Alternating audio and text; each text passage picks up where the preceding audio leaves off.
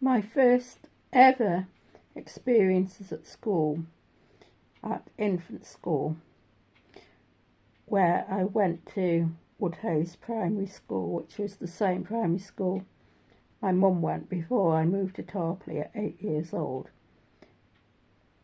The first experiences, as I said, comprised of being given a lovely hug by an elderly teacher called Miss Holt, who was homely and natural, and she had her eccentricities. She used to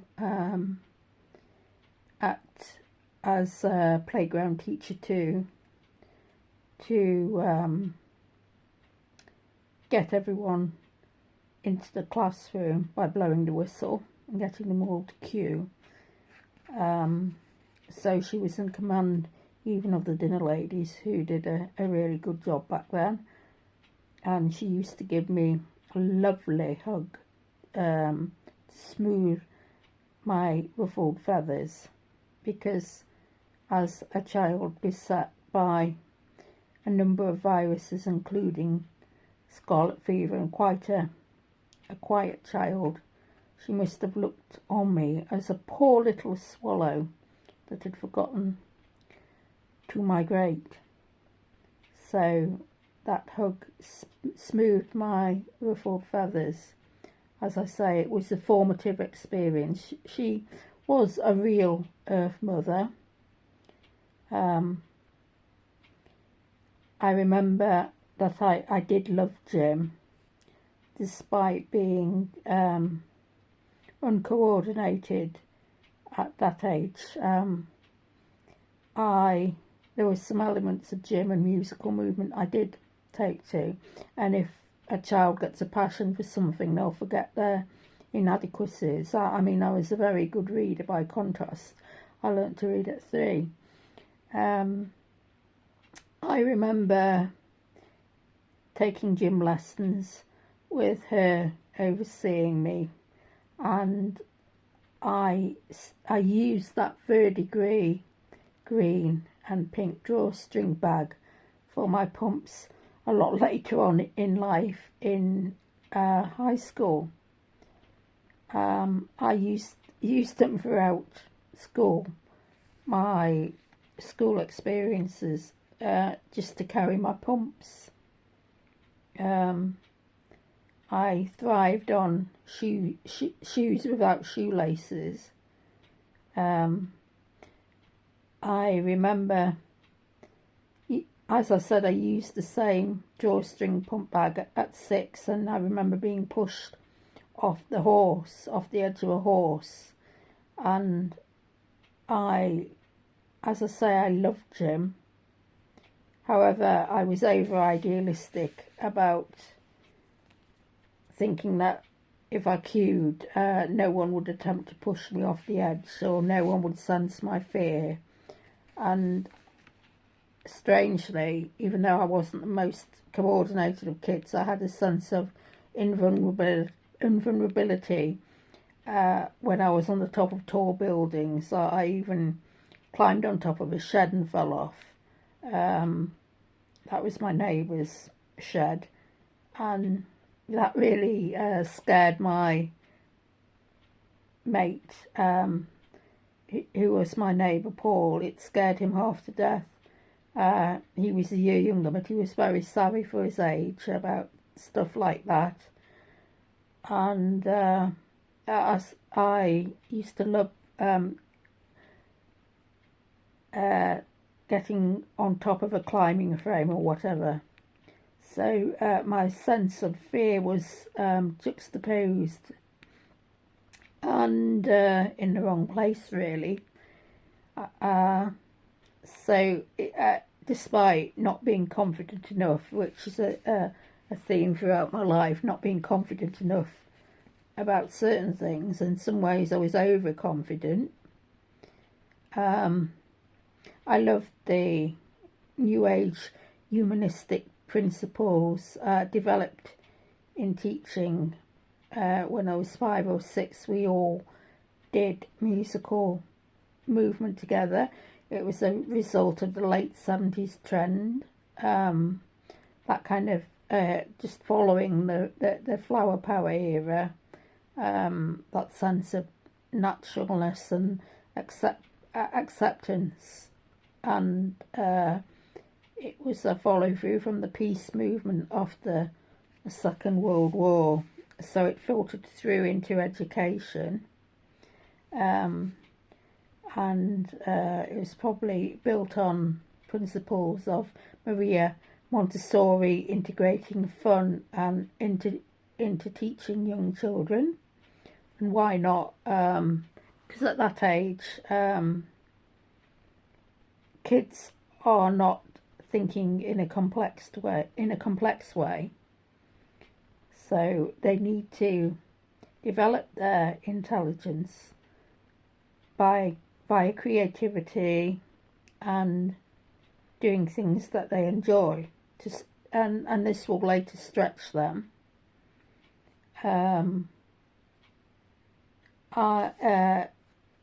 Kids are not actually immune to bad experiences. I remember 6 months after my Uncle David dropped off a pram, he actually died of a heart attack. He dropped off a pram on my birthday and he died on October the 10th, which is just over a week later. As you'll have gathered, I used to enjoy eating my edible board game when he popped round on Sundays. My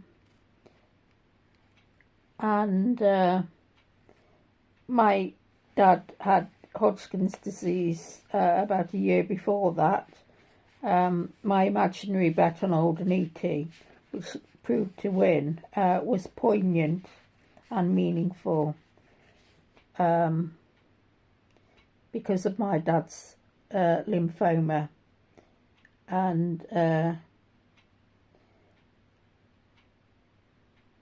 I used to talk to my dad a lot to develop my verbal intelligence, because he kind of enjoyed the fact that I was a quick reader, was one of the quickest, and competed with the best academically. I was on table 2 of 8 tables at 7, and after then I was probably the best reader in the class, or equal best reader in the class. But I sensed the growth of compassion with the development of my superego. For instance, a lad on my table 2, had a problem with his liver. And I remember worrying for him. I had more of a problem with consuming liver, hence the anemia, causing the many viruses which a lot of kids likewise have, and this makes them look rather pale at younger ages, and then later on they start to get more pink in their cheeks and feel the sun a bit more, as it were. But I broadened my horizons by researching dog breeds, because I soon got bored with knowing all the kings and queens since the Norman conquest. My first pet, Snowy, died at barely 6 years old, so about 12 months later or less. Yeah, but my first pet, Brandy, my first dog, Brandy, developed my interest in dogs. I was really passionate about dog breeds by 7 years old, and Brandy was born on the 1st of August, before my birthday. Auntie Flora used to work part-time at Farrinall still, but retired not long after, and Auntie Mac kept going a bit longer, being 2.5 years younger than her sister. I remember when I still lived in Sale. I had a long walk along Woodhouse Lane, which led on to Washaway Road round the corner.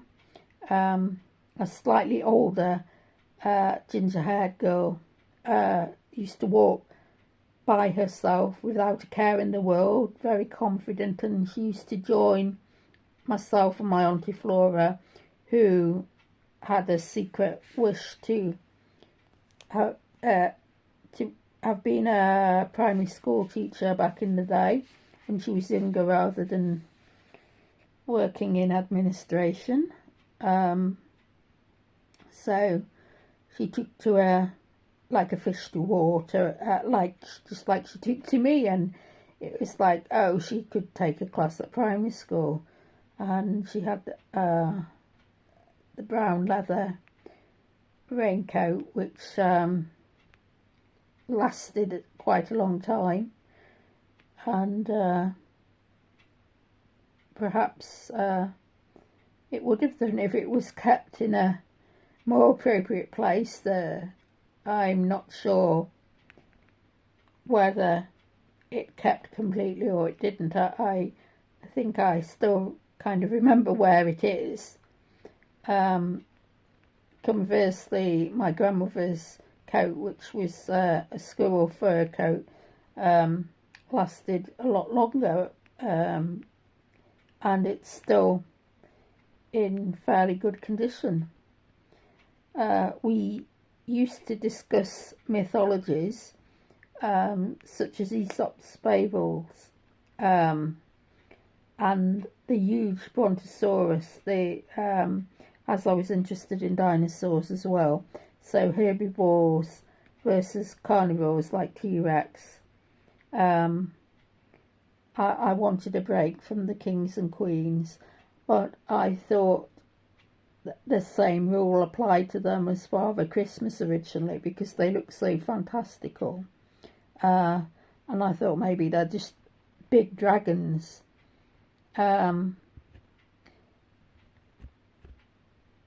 It was the only fault with Miss Holt was that I was left inside to drink milk from a bottle with thin blue straws, which I used to bite on because my milk teeth were just breaking through. I was getting rid of them, so my actual adult teeth were breaking through, and I used to crawl around skirting boards to try and escape the bad experience of having to be forced to drink something that I hated just to improve my calcium levels.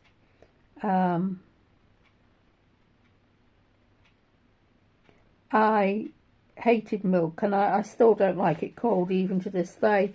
My mum gave me hot milk, which I tolerated for a while, but then back then I didn't like any milk at all. But then if the milk was full of calcium, it would probably ward off illness, and it would be good for my immune system. So teacher knew best in a way, and so that was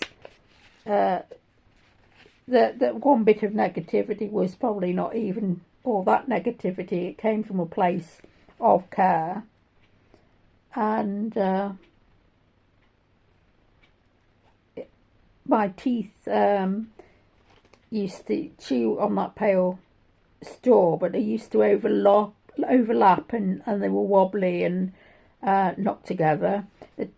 The milk was yellowing at the top because the air had got to it, because I was so reluctant to drink it.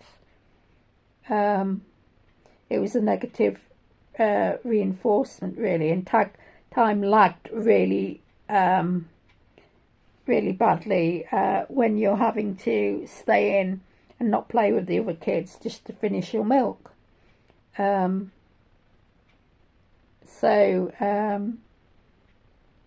it was I did get appraised by my teacher for my intellect and my sensitivity as a quiet child. But it was really good fun when I finished my milk and joined other kids. It was like an adventure from heaven. And it was a miracle, really, to escape from that room where I could, finishing my milk was not a big issue. Prime reason why I took so very long was because I wasn't really enjoying the experience. She seemed to understand the depth of me, however, in a one-to-one teaching experience, as I now appreciate the depth in her nature. But drinking milk to improve my calcium levels was worse when I had a cold or a mouth ulcer, because the straw used to make the mouth ulcer worse. Being a good teacher, though, entailed speaking to me as an individual and treating me as an individual with my own needs and my own strengths and weaknesses. And I'm sure she related that to the other kids who were probably more disruptive, more confident and more prone to talking and not observing her lessons. She took lessons in she held her presentations in a strict way. So it was almost like a mini sermon, even though the school my mum went to